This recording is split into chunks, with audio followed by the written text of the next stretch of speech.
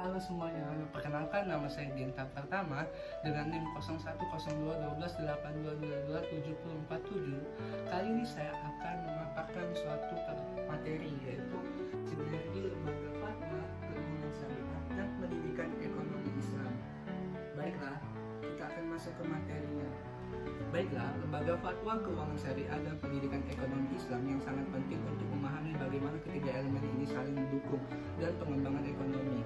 Nah, yang berdasarkan prinsip syariah, lembaga fatwa berperan dalam memberikan panduan dan legislasi terhadap produk-produk keuangan syariah sehingga masyarakat dapat lebih percaya dan berpartisipasi dalam keuangan yang sesuai dengan nilai-nilai Islam.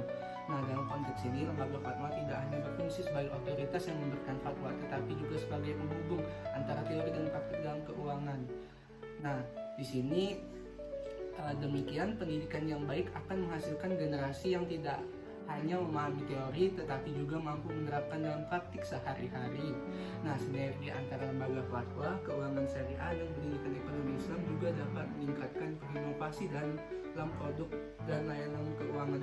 Ketika lembaga fatwa memberikan panduan yang jelas, lembaga keuangan syariah dapat mengembangkan produk yang lebih sesuai dengan kebutuhan masyarakat. Nah, lebih jauh lagi, sinergi ini dapat berkontribusi pada stabilitas ekonomi secara keseluruhan. Dengan adanya lembaga fatwa yang kredibel, masyarakat akan lebih percaya untuk berinvestasi pada produk syariah yang pada gilirannya dapat meningkatkan likuiditas dan pertumbuhan ekonomi.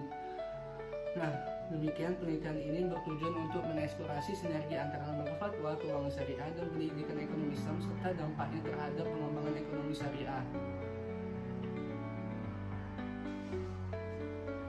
Selanjutnya yaitu rumusan masalah. Yang pertama yaitu bagaimana peran lembaga fatwa dalam mengatur dan mengawasi praktik keuangan syariah di Indonesia.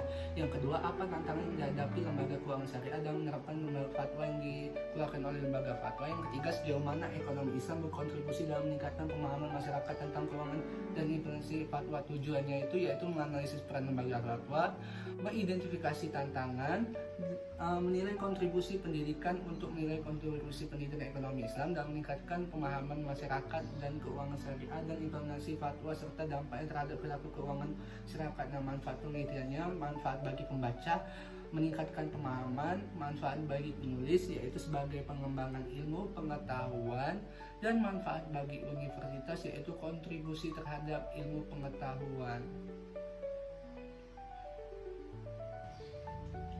Selanjutnya yaitu teori sistem. Nah, teori sistem merupakan pendekatan yang digunakan untuk memahami interaksi dan hubungan antara berbagai komponen dalam suatu entitas yang lebih besar dalam konteks sinergi antara lembaga fatwa, keuangan syariah, dan pendidikan ekonomi Islam.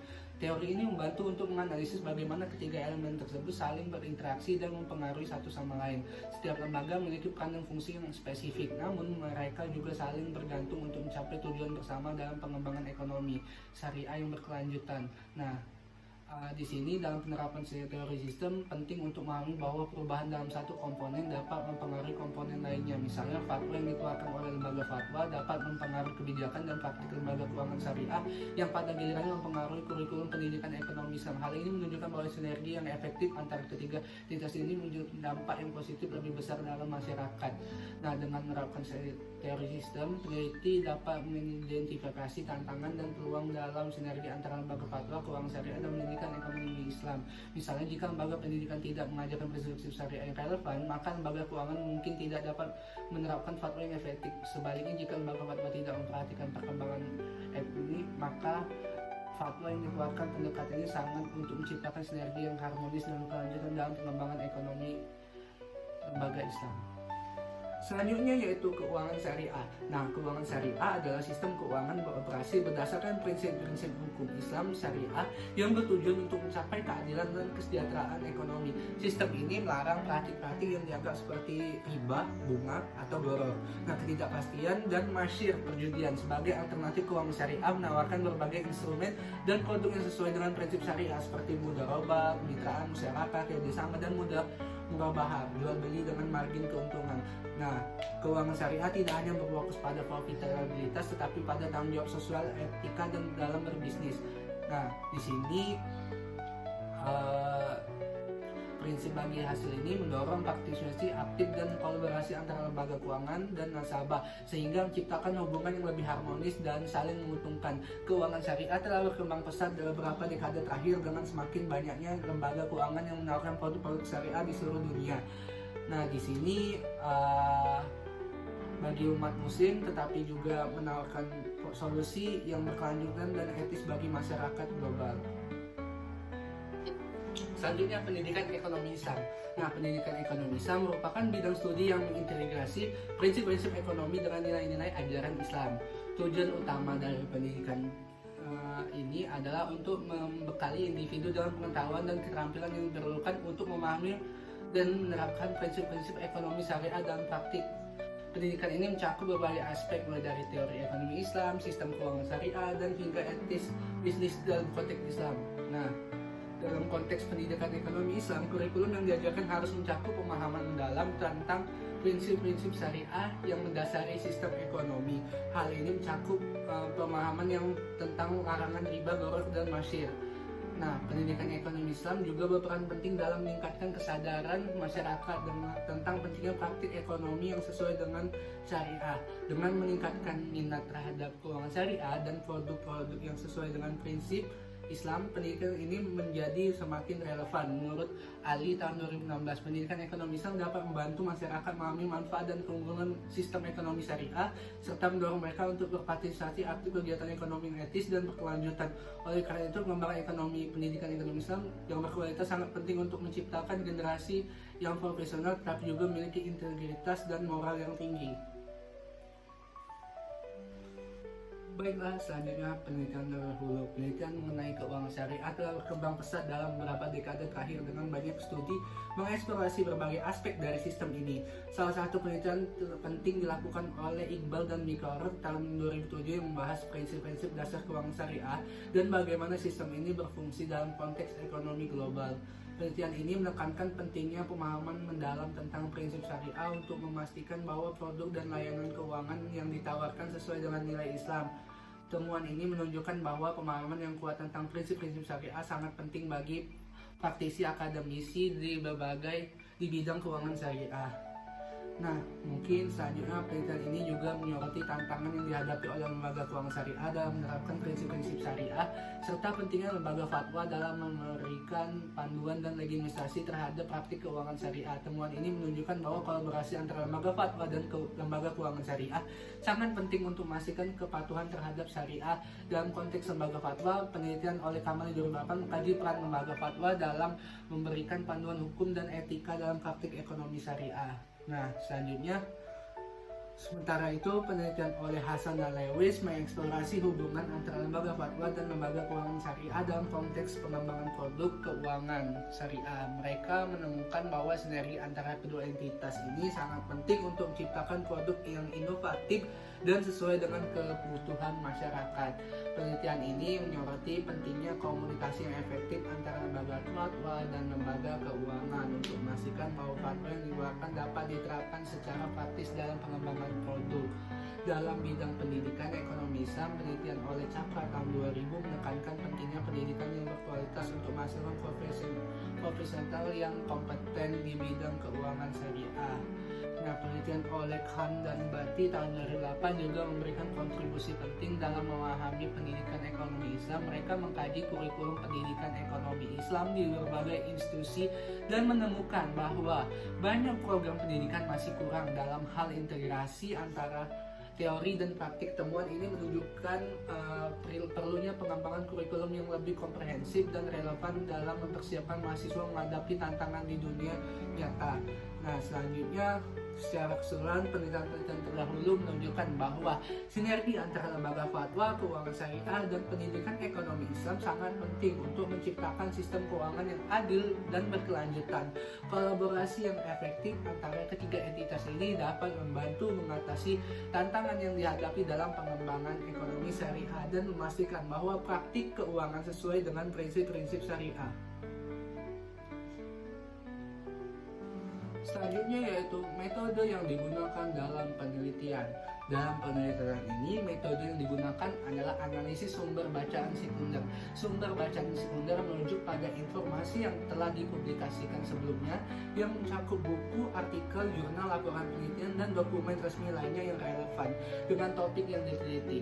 Metode ini memungkinkan peneliti untuk mengumpulkan data dan informasi yang telah ada sehingga dapat memberikan pemahaman yang lebih mendalam tentang fenomena yang sedang teliti. Dalam hal ini, sinergi antara lembaga fatwa, keuangan syariah, dan pendidikan ekonomi Islam,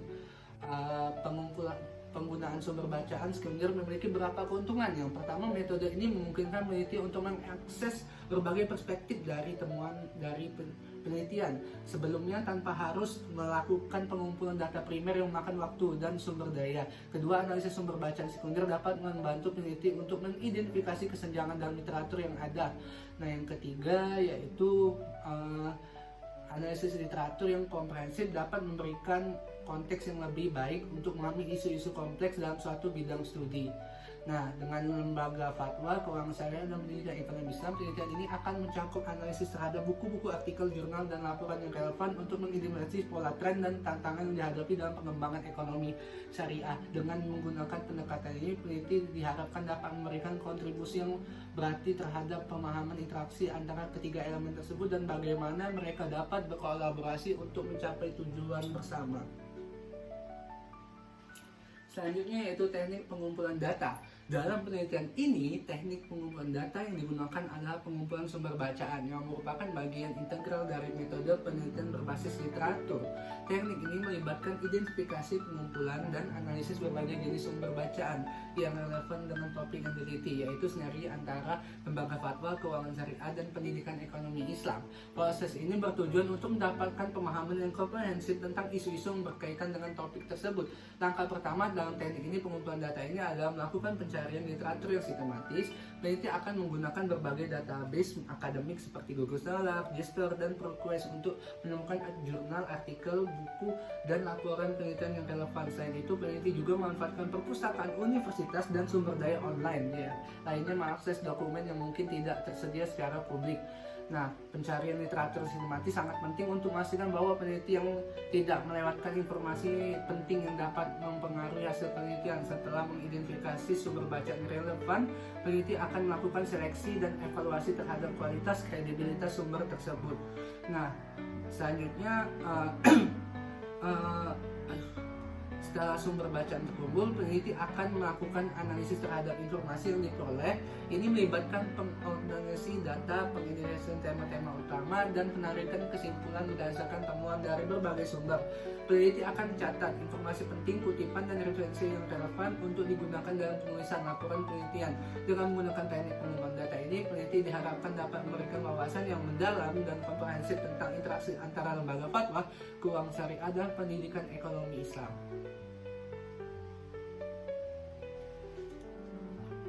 Selanjutnya, peran lembaga fatwa dalam mengatur dan mengawasi praktik keuangan syariah di Indonesia. Nah, lembaga fatwa memiliki posisi strategis dalam pengembangan dan pengawasan sistem keuangan syariah di Indonesia. Perannya bukan hanya memberikan legitimasi terhadap produk dan praktik keuangan syariah, tetapi juga sebagai penentu arah dan prinsip dasar yang harus diikuti oleh lembaga keuangan syariah. Fatwa yang dikeluarkan menjadi landasan hukum Islam yang membimbing aktivitas ekonomi umat agar tetap sesuai dengan syariat. Nah, dalam praktiknya lembaga fatwa berfungsi sebagai penghubung antara teori fikih, muamalah, dan aplikasi keuangan modern. Mereka bertugas menerjemahkan prinsip-prinsip Islam ke dalam panduan yang dapat diaplikasikan oleh lembaga keuangan syariah, termasuk dalam merancang produk seperti pembiayaan murabahah, musyarakah, atau ijarah. Nah, hal ini menunjukkan bahwa peran lembaga fatwa tidak bersifat pasif, melainkan aktif dalam proses inovasi keuangan syariah. Selain memberikan fatwa, lembaga fatwa juga melakukan pengawasan atas kepatuhan lembaga keuangan terhadap prinsip-prinsip syariah. Mekanisme pengawasan ini dapat dilakukan melalui Dewan Pengawas Syariah atau DPS yang sejak wajib ada pada setiap lembaga keuangan syariah. DPS bertindak sebagai representasi lembaga fatwa dalam pemantau operasional harian lembaga keuangan tersebut. Peran pengawasan ini menjadi semakin penting seiring dengan perkembangan produk-produk keuangan yang kompleks dan inovatif seperti fintech syariah. Dalam konteks ini, lembaga fatwa dituntut untuk bersifat adaptif dan responsif terhadap perubahan zaman agar dapat mengeluarkan fatwa yang relevan dan aplikatif. Dengan demikian, fatwa tidak bersifat normatif tetapi juga kontekstual. Kredibilitas lembaga fatwa turut mempengaruhi kepercayaan masyarakat terhadap sistem keuangan syariah. Oleh karena itu, keterlibatan lembaga fatwa dalam proses bisnis keuangan syariah merupakan jaminan kepatuhan syariah. Namun, lembaga fatwa juga menghadapi tantangan dalam menjaga relevansi fatwa dengan dinamika industri keuangan, kurangnya koordinasi antara lembaga, keterbatasan sumber daya manusia, ahli di bidang syariah dan ekonomi, serta tekanan dari perkembangan globalisasi terhadap hambatan tersendiri. Nah, konteks keuangan modern sehingga mampu menjadi jembatan antara dunia fikih dan keuangan kontemporer. Dengan semua peran dan tantangan tersebut, lembaga fatwa menjadi garda terdepan dalam memastikan bahwa keuangan syariah di Indonesia tetap berlandaskan pada prinsip-prinsip Islam, namun juga relevan dan responsif terhadap kebutuhan zaman. Kolaborasi yang kuat dan sistem pengawasan yang baik menjadi kunci utama keberhasilan lembaga fatwa dalam menjalankan fungsinya dalam ekosistem keuangan syariah yang kompleks dan dinamis.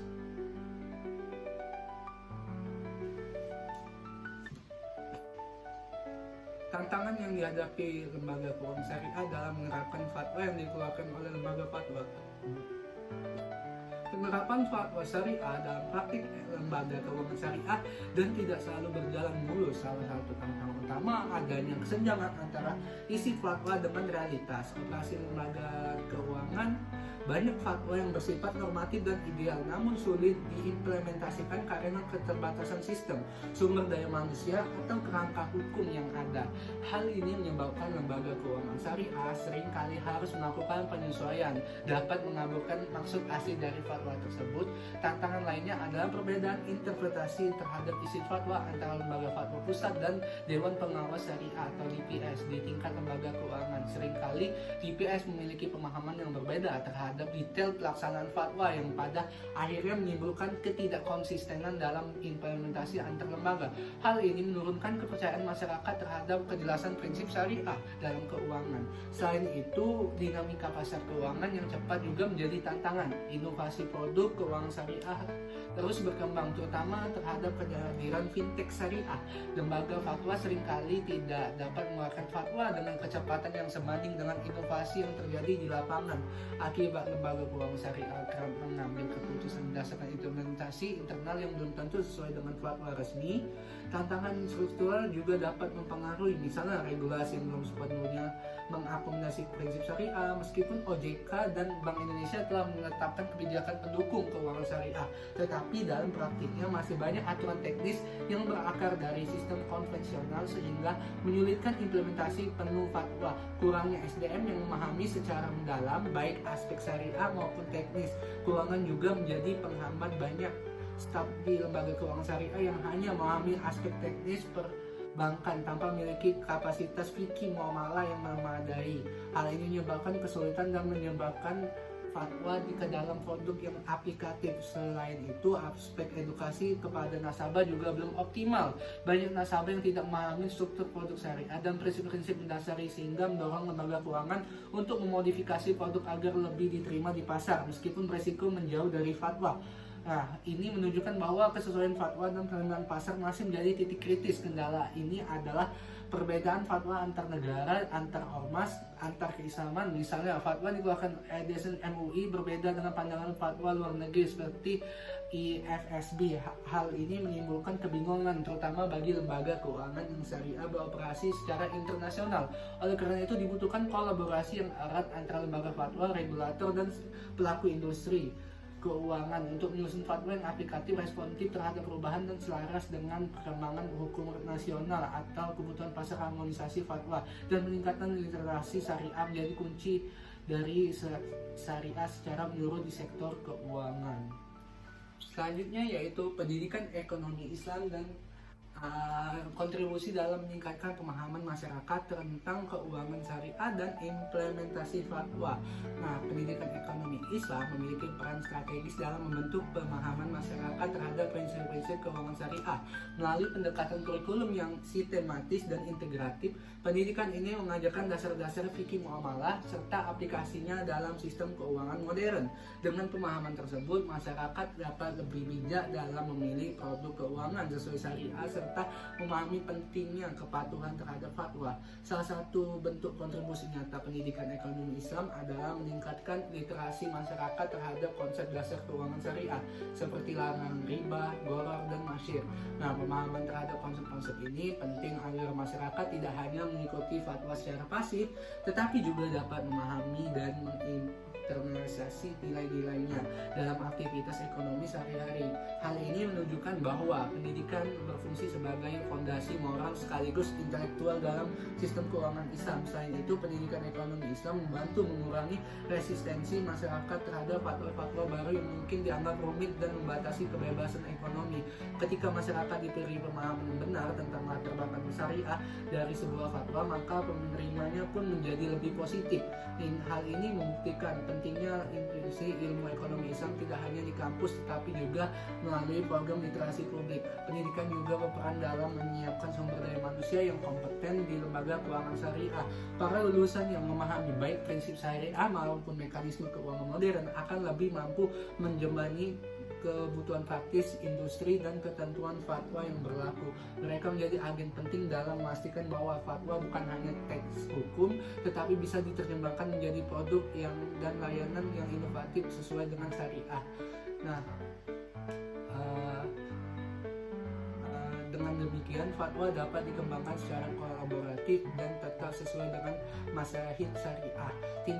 Tidak kalah penting, lembaga pendidikan juga bisa menjadi pusat riset dan pengembangan pemikiran keuangan syariah. Melalui kajian ilmiah dan penelitian pendidikan ekonomi Islam dapat memberikan masukan berbasis data bagi regulator dan lembaga fatwa dalam menyusun kebijakan panduan yang lebih aplikatif. Hal ini menunjukkan bahwa pendidikan tidak hanya menyampaikan pengetahuan tetapi juga berperan dalam inovasi keilmuan dan kebijakan.